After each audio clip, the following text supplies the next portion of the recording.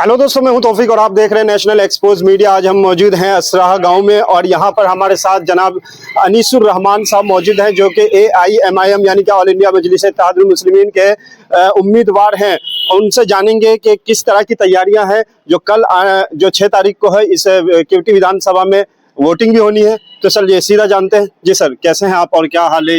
बहुत बहुत शुक्रिया। और मैं खासकर केवटी विधानसभा की महान जनता का मैं दिल से शुक्रिया अदा करता हूं कि इतने कम समय में मुझे इस तरह से प्यार और स्नेह दिया। और खासकर जो ओवैसी साहब को लेकर जो लोगों का जो मिजाज बना हुआ है जी कि वो हमारे हर इश्यूज पर आवाज उठाते हैं, पार्लियामेंट हो या रोड पर हो या सदन में हो, कहीं भी। जी जी, तो ये कहीं ना कहीं जो है बहुत पॉजिटिव है और होना भी चाहिए कि जो आपके लिए आवाज उठाए उनके लिए भी आप हमें खड़ा होना चाहिए।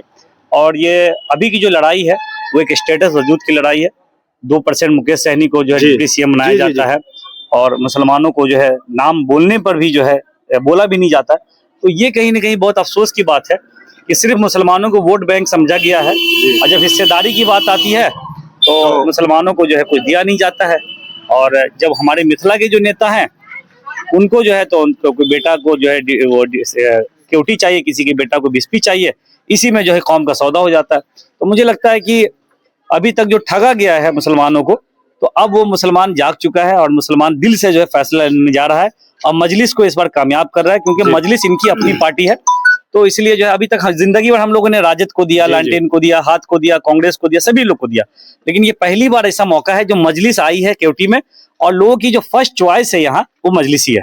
अच्छा, ये तेजस्वी यादव हैं जो राजद के ये हैं मुखिया हैं, उन्होंने जनाब बैरिस्टर असदुद्दीन ओवैसी पर टिप्पणी की है, आतंकवादी तक कह दिया है। इसको किस तरीके से देखते हैं? क्या मुसलमान बिहार का खुद आतंकवादी मानता है क्या, या इसके विपक्ष जाकर वोट डालेगा? देखिए, तेजस्वी यादव की जो भाषा है वो पाकिस्तानी भाषा है जी। आप किसी को दाढ़ी या टोपी देखकर, ये तो बीजेपी वाले बात करते थे इस तरह से, जी जी, ये तो अब राष्ट्रीय जनता दल बात कर रही है। तो मुझे लगता है कि राष्ट्रीय जनता दल बीजेपी की जो है भाषा बोलने लगी है और ये सिर्फ हार की बौखलाहट है। जी समझ नहीं, इनकी सरकार नहीं बन रही है क्योंकि इसीलिए नहीं बन रही है क्योंकि ये इन्होंने जो है गलत तरीके से जो टिकट बांटा, इन्होंने जो है टिकट बेचने का काम किया, बहुत सारी चीजें इलेक्शन लगा है इन लोगों पर।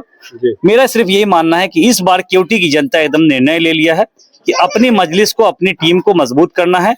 हम लोग जिंदगी भर लोगों को वोट दिया है, हिस्सेदारी की जब बात आई तो आज तक हमें हिस्सेदारी नहीं मिला है। तो इसलिए सब लोग जो है, यहाँ तक के RJD वाले लोग बहुत सारे लोगों को डराते हैं वोट के लिए कि तुम वोट दोगे तो तुम्हारा ये कर देंगे, वो कर देंगे, लेकिन दिल में बैठी हुई चीजें हैं लोगों को। मुझे लगता है, पूरी उम्मीद है कि जब रिजल्ट आएगा तो बिल्कुल डिफरेंट रिजल्ट आएगा। और जैसा कि हाँ, आपके क्षेत्र में जो आप जहाँ से हैं, यहाँ से कैसी स्थिति है असराहा गांव से?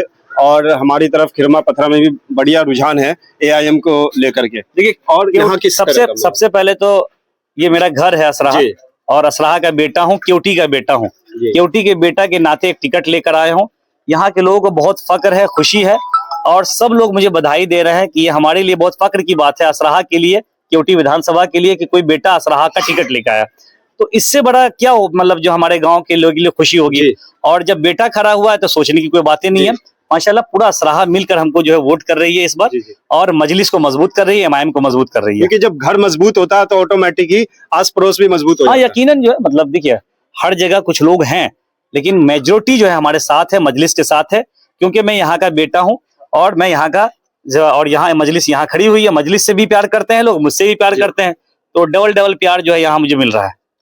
तो ये देख रहे थे आप जनाब अनीसुर रहमान साहब AIMIM के उम्मीदवार हैं और कल वोटिंग होनी है। आज हम लोगों से जानेंगे, असराहा गांव के अंदर भी जानेंगे, यहाँ के रुझान जानेंगे, क्या AIMIM को लेकर के लोगों में उत्साह है, क्या वो इस बार बिहार को बदलना चाहते हैं? अगर तेजस्वी सरकार बनाते हैं तो क्या AIMIM के बगैर सरकार बनाना नामुमकिन होगा? क्योंकि जब तक AIMIM का गठजोड़ होगा उसके बाद ही तेजस्वी यादव अपनी सरकार बना पाएंगे।